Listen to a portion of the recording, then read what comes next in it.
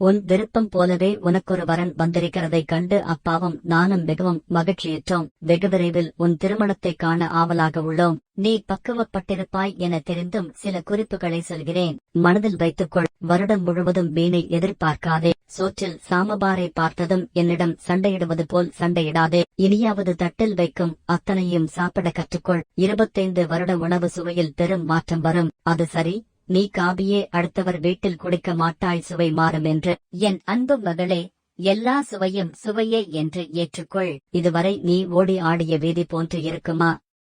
இதுவரை நீ பழகிய மனிதர்கள் போன்று இருப்பார்களா? பொது மனிதர்கள் என்று அச்சம் கொள்ளாதே. அன்பு அகில உலகத்திற்கும் பொதுவானதுதானே. அவர்களும் மனிதர்கள்தானே. அன்புடன் எவரையும் எதிர்கொள். அன்பினால் உலகையே ஆளலாம். ஒரு குடும்பத்தை ஆண்டுவிட முடியாதா உன்னால்? அடிக்கடி எனக்கு போன் செய்து உன் புகுந்தகத்தில் நடப்பதை என்னுடன் பகிர்ந்து கொள்ளாதே. அது உன் கணவனுக்கு சலிப்பை தரும். புகுந்தகத்தில் நடப்பதை பிறந்தகத்திற்குள் கொண்டு வராதே. உனக்காக ஒட்டு மொத்த குடும்பமும் அனுசரிக்க வேண்டும் என்பதை விட அவர்களுக்காக நீ ஒருத்தி அனுசரித்து செல்லலாம். தவறில்லை. எவரையும் இவர் இப்படிதான் என்று நீயாகவே நியாயம் தீர்த்து விடாதே. எல்லோரும் சந்தர்ப்பவாதிகளே. கொஞ்சம் பொறுத்திருந்து வேடிக்கை பார். ஒவ்வொருவருக்குள்ளும் ஒரு நல்ல மனிதன் இருக்கும். அதை அவர்களிடம் புகழ்ந்து பேசு.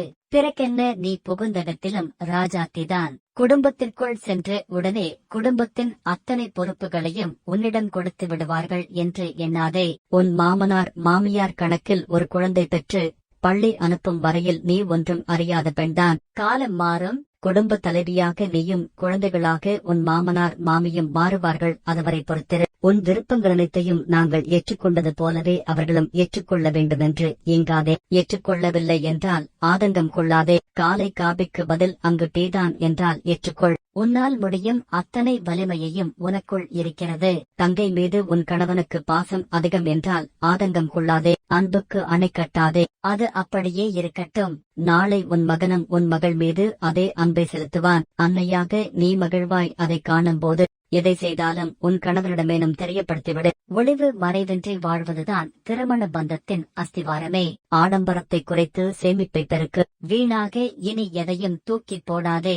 வீணானதென்று இங்கு ஒன்றும் இல்லை. பொருட்களை பத்திரப்படுத்த கற்றுக்கொள். இதுதான் எனக்கு பிடித்த கலர், இது எனக்குதான் வேண்டுமென்று உன் பிறந்தவர்களிடம் மல்லு கட்டுவது போல் அங்கும் மல்லு கட்ட நினைக்காதே. இனி நீயும் விட்டுக் கொடுக்க பழகிக்கொள். உன் நண்பர்களை நாங்கள் ஏற்றுக்கொண்டது போல உன் புகுந்தகத்திலும் ஏற்றுக்கொள்ளவார்கள் என கனவு காணாதே. உன் நண்பர்கள் நீ சம்பாதித்த சொத்து, அதை பாதுகாக்க வேண்டியது உன் பொறுப்பு. அறக்க பறக்க ஓடும் ஓட்டத்தில் பட்டனை தைத்துக் கொடு என்று பாட்டியையும் வேலை வாங்குவாயே, அதை நிறுத்திவிடு. உன் வேலைகளை பிறர் உதவியின்றி செய்ய கற்றுக்கொள். பின்னாடியே வந்து ஓட்டிவிட்டு உன்னை கல்லூரிக்கு அனுப்ப இனியும் நீ குழந்தை அல்ல. உன்னை இனி நீதான் கவனித்துக் கொள்ள வேண்டும். ரசத்தையும் சட்னியையும் கொதிக்க விட்டுவிடாதே.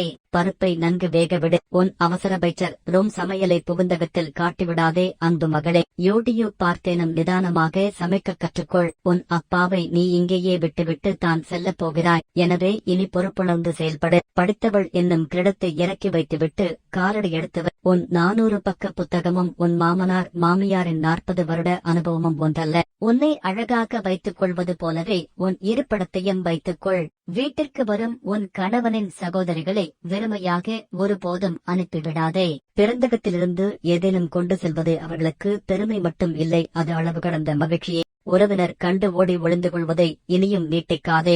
விருந்தினருக்கு வந்தனம் செய். அவர்களை அவமதிக்காதே. உதட்டோரம் ஒரு புன்னகையை எப்பொழுதும் உதிர்த்துக் கொண்டே இரு. அதுதான் எங்கள் மகிழ்ச்சியே. உணவருந்தும் உன் வீட்டில் அனைவரும் உணவருந்தி விட்டார்களா என கேட்டு உணவருந்து மேசை முன் அனைவருக்காகவும் காத்திருக்கவும் பழகிக்கொள். எதை சமைத்தாலும் வீட்டில் முதியவர்களுக்கு முதலில் கொடுத்துவிடு. குடும்பம் என்ற அமைப்பு சமூகத்தில் இன்னும் இருப்பதற்கு காரணம் பெண்கள் நாமே. அதில் இனி நீயும் முக்கிய பங்கு என்பதை மறந்துவிடாதே. இதை அடுத்த தலைமுறைக்கும் எடுத்துச் செல். உன் கனவை யாருக்காகவும் கனவாகவே ஆக்கிவிடாதே. பறந்து கொண்டே இரு. இன்னும் உயர உயர. மேற்சொன்ன அத்தனையும் கேட்பது எளிதுதான். அத்தனையையும் எதிர்கொள்ளும் மன வலிமையை இறைவன் பெண்ணுக்குள் அதிகம் வைத்திருக்கிறான் என்பதற்கு இவ்வுலகம் சான்று கொடுக்கும். உனக்கு மனவலிமை அதிகம். பயப்படாதே.